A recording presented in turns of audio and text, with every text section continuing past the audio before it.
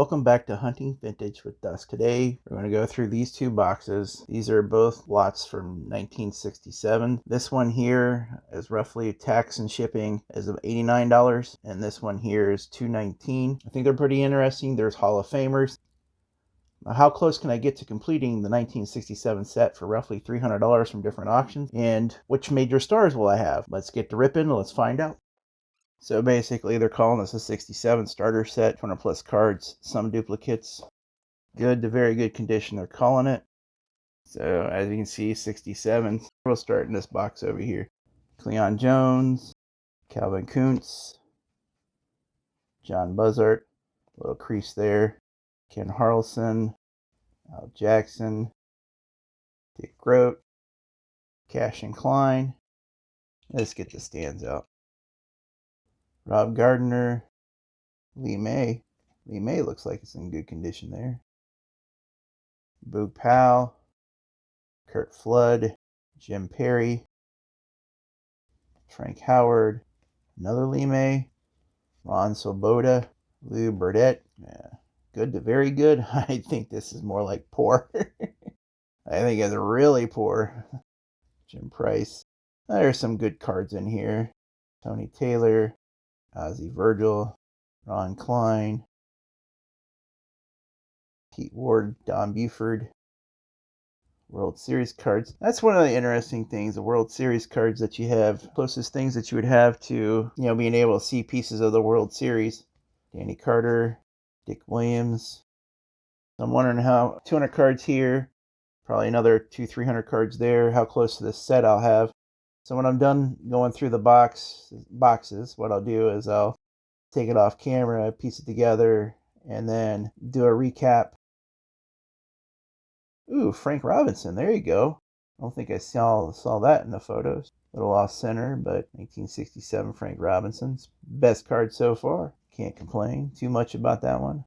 Rocky Calavito, Liam Wagner, Paul Scholl, Manny Mota, Rusty Staub, Earl Beatty. Isn't he like a star player too? Minor star most likely. Mel Queen, Dave McNeely, Tommy Harper. See, I was going to start doing a 64 set with all the 64s that I have in my wall of finds. The problem with it is, Mays and McCovey, there we go. The problem with the 64s is the commons go for so much more than the others. There must be a lot of mainstay rookies, minor stars and major stars that people are trying to actually build that set together. It's just so hard to try to find decent price 64s. Ralph Hoke, Jim King. Was this guy named Roy Babyface or something of that nature? Possibly. I don't remember. I wasn't born then. I was born in mid-70s. Orlando Cepeda. Still, every time I see his name, I think of my sister busting him in his dome with a baseball, trying to get it autographed by accident. So far for $89, I don't think I did too terribly bad.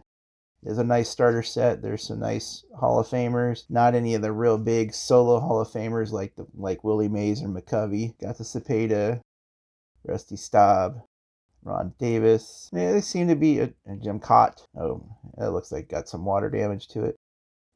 Earl Wilson. So it doesn't. Richie Allen. It doesn't seem like it's all that bad. Gaylord Perry.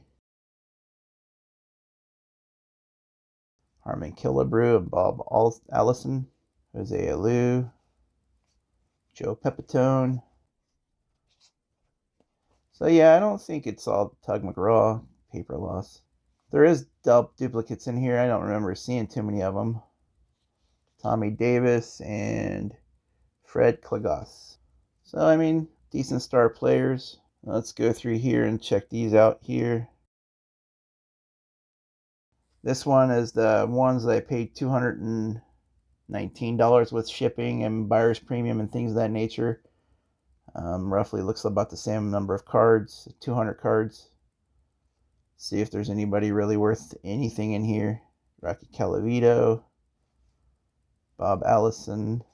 It's interesting how, the kids back in the day try to update the stuff themselves of where they got traded to. George Thomas, Russ Snyder. So obviously this would be a poor condition set because of... So was this Wayne Simpson? Was that a friend of his that owned this card or something? Or it's got pitcher next to it. Maybe Wayne Simpson was another guy for the Reds that was pitching who took his spot or we got traded for. Bobby Knopp, Ken Boyer, Frank Robinson, another one of him. Getting that pin, if there's a way to get rid of pin, Don Drysdale. But now it's got like Taylor after it. Oh no. Easter. Eastor, Easter. Don Easter. Ooh, Willie Stargell. Stargell looks in decent condition.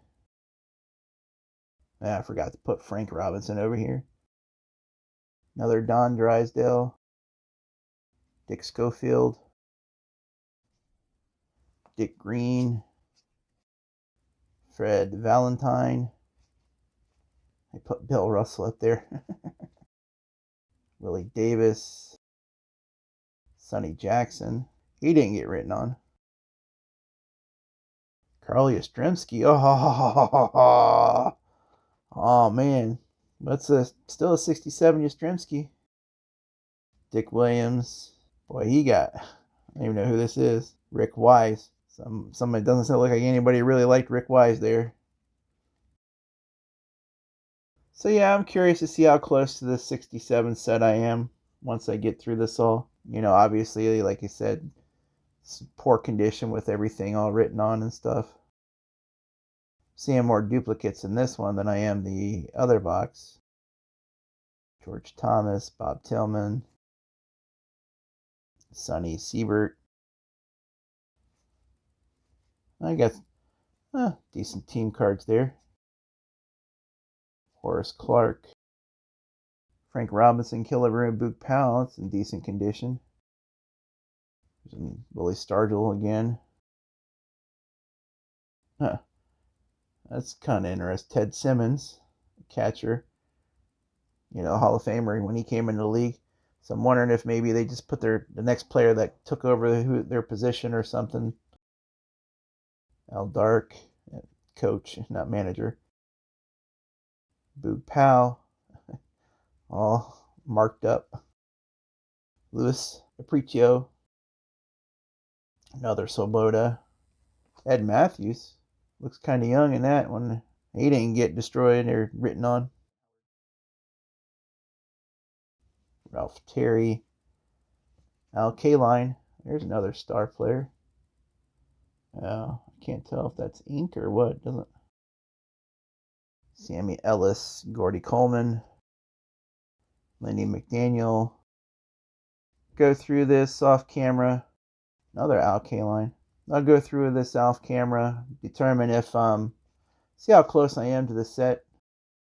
I'm probably going to be 200 cards short. Tony Olivia, probably about 200 cards short or so. Especially probably a lot of the high numbers. Richie Allen. Johnny Carlson and Richie Allen. Alright, and this is about, once this is done, another Al Kaline.